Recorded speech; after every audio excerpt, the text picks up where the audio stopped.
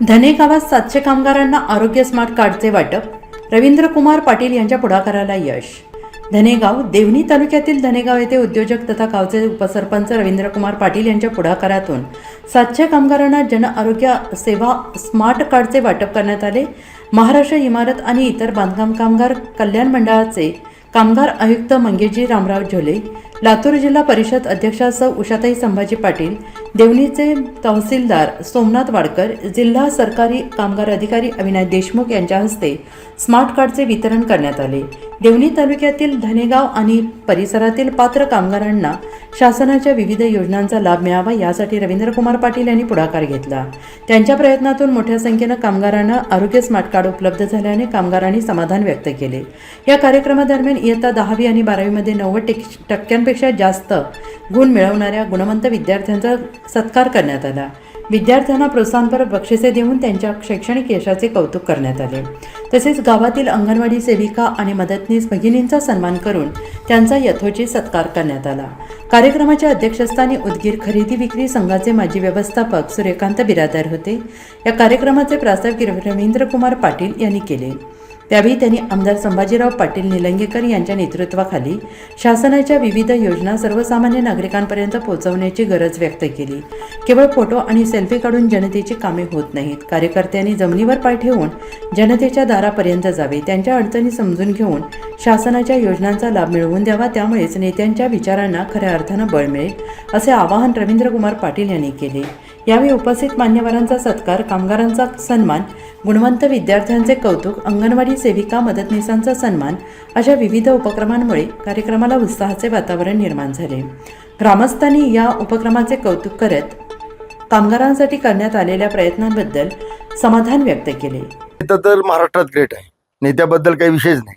नेत्याने जी योजना आणली ती आत्तापर्यंत बरेच मंत्री त्या खात्याचे झाले, पण कुणी तळागाळात जाऊन लोकाला काय देता येते ही कधीच कुणी विचार केली नाही. पण आमच्या नेत्याने ती विचार करून लोकांपर्यंत कशी योजना जाता येईल त्या योजनेचा आराखडा आता तुम्हाला अधिकाऱ्यांनी सांगितले की बाबा आराखडा कसा तयार केला पाहिजे साहेबांनी, की लोकांना कसं आपल्याला लाभ देता येईल जास्तीत जास्त, की शैक्षणिक ह्याच्यामध्ये किंवा सामाजिकमध्ये आर्थिकमध्ये कसं लाभ देता येईल त्याची एक कॅटेगरी तयार करून भैयासाहेबांनी अतिशय अचूक असं नियोजन, आमचे संभाजी भैया असो, आमचे अरविंद पाटील भैया असो, या दोघांनी अचूक निर्णय म्हणजे नियोजन केल्यामुळे लोकांपर्यंत ही योजना पोहोचली. जवळपास 700 लाभार्थ्यांना त्या ठिकाणी लाभ झाला.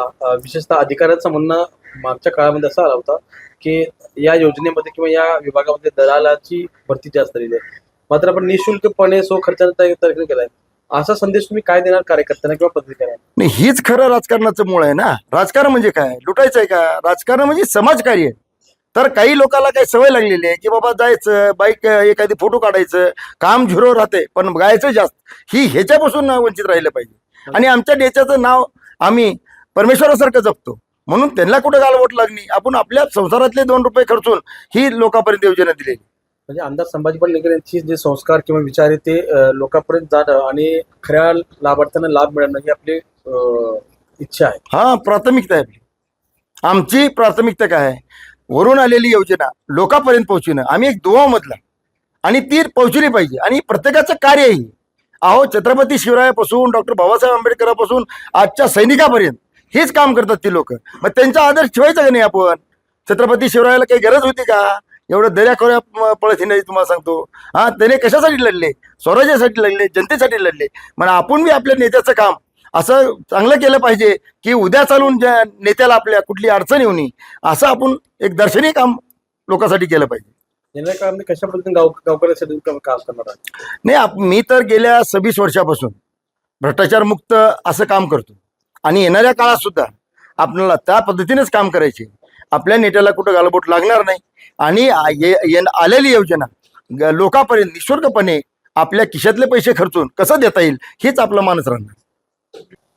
गेल्या अनेक वर्षापासून आपण सामाजिक कार्य करताय आणि गावासंदर्भामध्ये देवणी तालुक्यातून जे धनेगाव गाव आहे त्या गावकऱ्यांना आपण खर्चानं अनेक योजनांचं काम करते. आज मोठमोठ्या नामांकित नेते या ठिकाणी पोहोचले होते आणि विशेषतः सर्व अधिकारी येऊन या ठिकाणी आपल्या गावाचं आणि आपलं कौतुक केलं. काय सांगा? काही नाही सर, परमो धर्म ही आपला धर्म आहे आणि राजकारण ही समाजकार्यातून ही राजकारण झाले आणि परमार्थ सेवा म्हणून राजकारण करायचं असतं. राजकारण्याने आणि आमचे नेते आदरणीय संभाजीराव पाटील साहेब ज्यावेळेस या खात्याचे मंत्री होते त्यावेळेस त्याने भरपूर योजना खिचून आणल्या, जी काही ह्या डिपार्टमेंटमध्ये माहितीसुद्धा नव्हतं.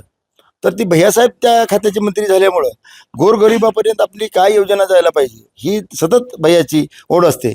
आणि त्याप्रमाणे आणि मधल्या काळात काय झालं, दलालाची संख्या जास्त झाल्यामुळं ती योजना म्हणजे त्या लाभार्थ्यापर्यंत पोहोचली. म्हणून प्रत्येक कार्यकर्त्याने एक लक्ष ठेवायला पाहिजे की आपल्या नेत्याचं नाव खराब होणे, आपण योजना आणून लोकांपर्यंत कसं देता येईल, नेत्याचं नाव कसं ही करता येईल ह्याच्याकडे लक्ष द्यायला पाहिजे. आणि समाजकार्य हीच राजकारणाचं एक मूळ पाय आहे. म्हणून आपल्याला समाजकार्य आवडतेच आहे. नेते आहेत आपले, त्यांनी भरपूर काही दिले. इथं एवढा मोठा डॅम झाला होता, ते शेतकऱ्याला 200 कोटी रुपये देऊन डॅममध्ये पाणी थांबायचं काम केलं. अशा अनगिनत योजना येतात. भैयासाहेब जेव्हापासून आमचे आमदार झाले ह्या भागाचे त्यावेळेसपासून भरपूर अशा योजना आहेत की सांगू शकत नाही आपण. म्हणून नेत्याचं नाव खराब होणे आणि परमार्थ सेवा म्हणून माणसानं राजकारण केलं पाहिजे. आज 700 अधिक लाभार्थ्यांना पण ते वाटप केलेले आरोग्याचं कार्ड, त्याबद्दल काय सांगा? काही नाही सर, त्यांचा हक्क आहे ती. आणि अधिकाऱ्याने सांगितले किंवा त्यांनी दिलेली योजना आहे, भैयासाहेबांनी मंजूर केलेली योजना आहे. आपण एक त्याच्यातला एक माध्यम आहोत. देवणी पण चांगलं असलं पाहिजे. हा नाही, ती तर आहेच ना, ती तर केल्याशिवाय मग कसं लोकात तुमचे नाव राहील सांग.